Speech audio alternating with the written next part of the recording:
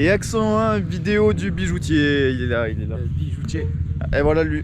Ah t'es un bâtard. Ça y est, on se fait alors.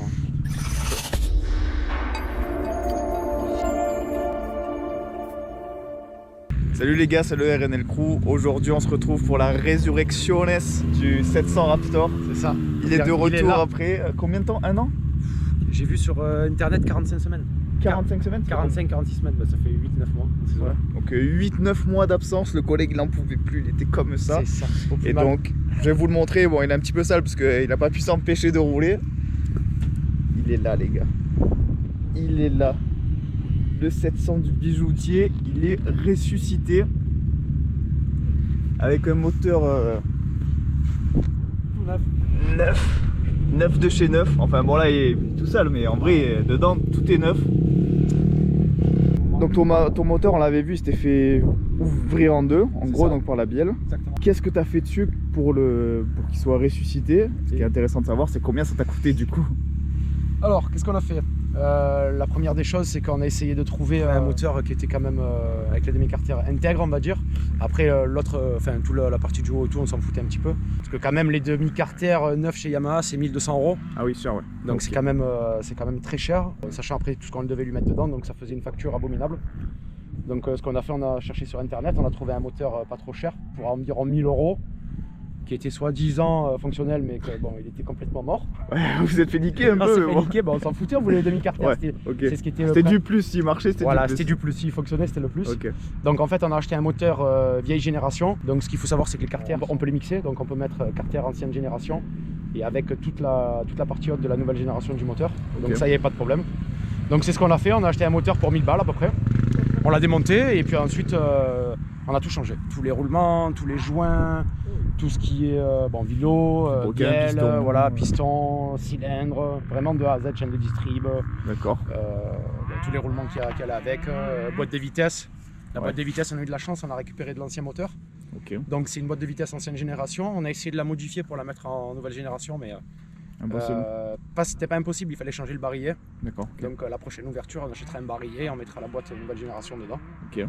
Donc voilà, après niveau tarif, j'en ai eu pour en tout et pour tout entre 3500 et 4000 € d'investissement. Ah oui, ça coûte cher de casser le moteur du 700. Le moteur du 700 est quand même assez cher.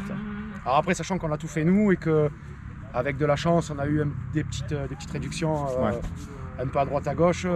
Chez Yamaha Racing 113, on a eu quelques réductions. Après, chez le beau-frère aussi, on a eu un peu des réductions pour tout ce qui est cylindre et tout machin, mais bon, ça restait quand même cher quoi. Ouais, ça restait quand même cher. Ouais, donc déjà c'était cher, mais si en plus t'es quelqu'un de lambda, c'est encore c'est bien 500-600 balles de plus. Ouais, tu prends le quoi, tu le jettes. Ouais, c'est ça. C'était quand même c'est quand même assez cher. Bon, après voilà, moi c'était on sait nous que voilà, bon, le 700 c'est ma machine hein, comme toutes nos machines, enfin voilà, c'est quand même on y tient, on y fait attention. Bon voilà, moi c'est quelque chose de sentimental pour moi. Donc j'avais vraiment l'intention de le remettre en route et de repartir avec lui en fait. De le ressusciter. De le ressusciter, voilà. Donc là essentiellement j'ai gardé que ma culasse qui est d'origine du quad. D'accord. Sinon tout le reste est neuf et mis à part les demi-cartères.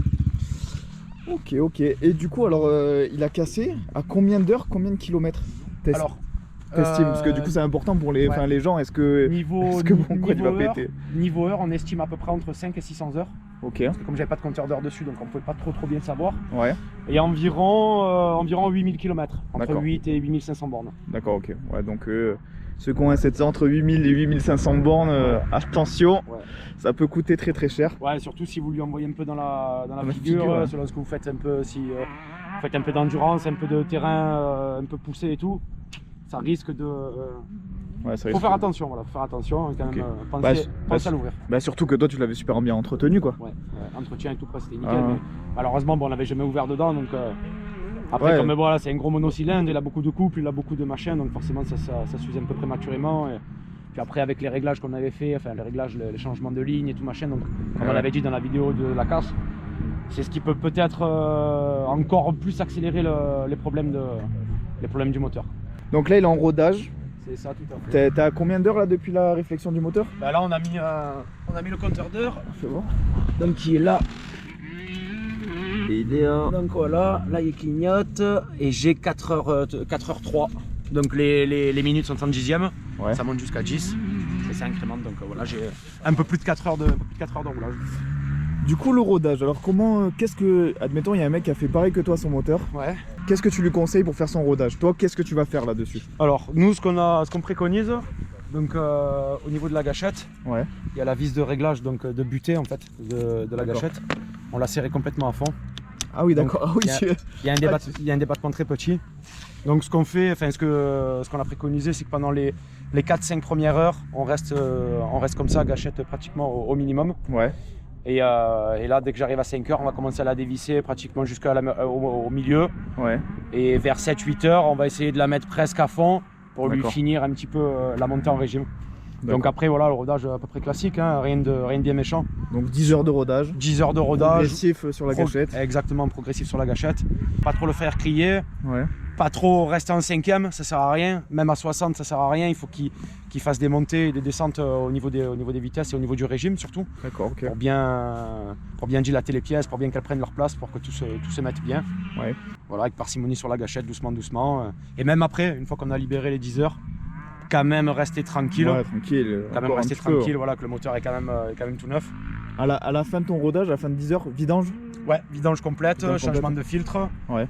On va faire un contrôle bien de tout ce qui est serrage, parce que comme on a tout ouvert complet, donc ouais. On va refaire un check complet des serrages. On va regarder un peu la tension de la distrib. Rien de bien méchant, quoi. Juste. Et quand on va le vidanger, on va essayer d'un peu de tamiser un peu l'huile avec un chiffon. Ouais. Ah, voir pour s'il y a regarder, de la limaille, d'accord. Regarder si on a de la limaille. Parce qu'on a vu pas mal de photos, pas mal de vidéos où des gars, quand ils font des vidanges, ils trouvent de la limaille à bloc.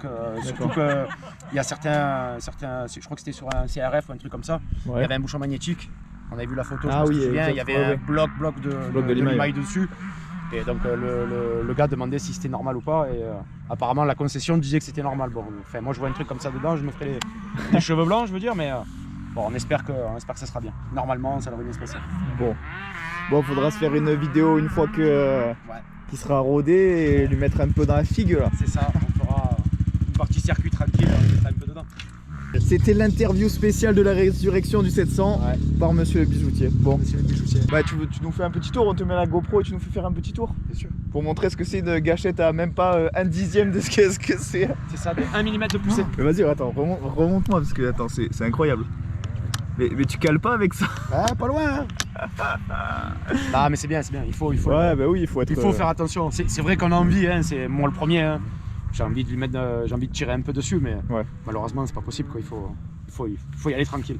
Ouais. J'ai pas envie de te refaire un moteur. Ouais, surtout que bon là il est relativement tout neuf. Ouais. Donc on va faire gaffe. Bon allez, on te met la GoPro et c'est parti mon bige. Allez, ça marche. Allez, le bijoutier, scène 1, prise numéro 2.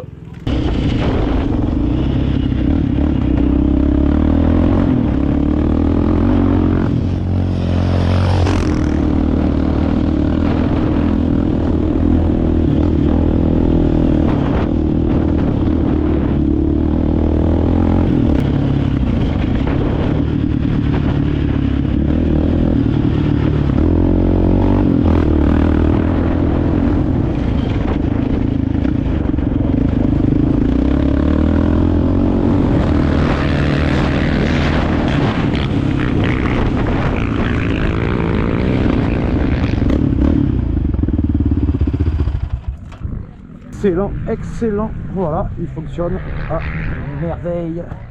Donc voilà les gars, vous l'avez vu, pour le rodage du 700, c'est tranquille. Nico il va encore le roder quelques heures et après on vous emmènera, on fera une vidéo spéciale pour le test complet de ce 700 là, avec toute sa préparation, etc. On va certainement l'amener faire un petit passage au banc chez SMX Racing. On vous montrera tout ça en vidéo, vous inquiétez pas. Donc on vous laisse sur ces images, passez une très bonne journée.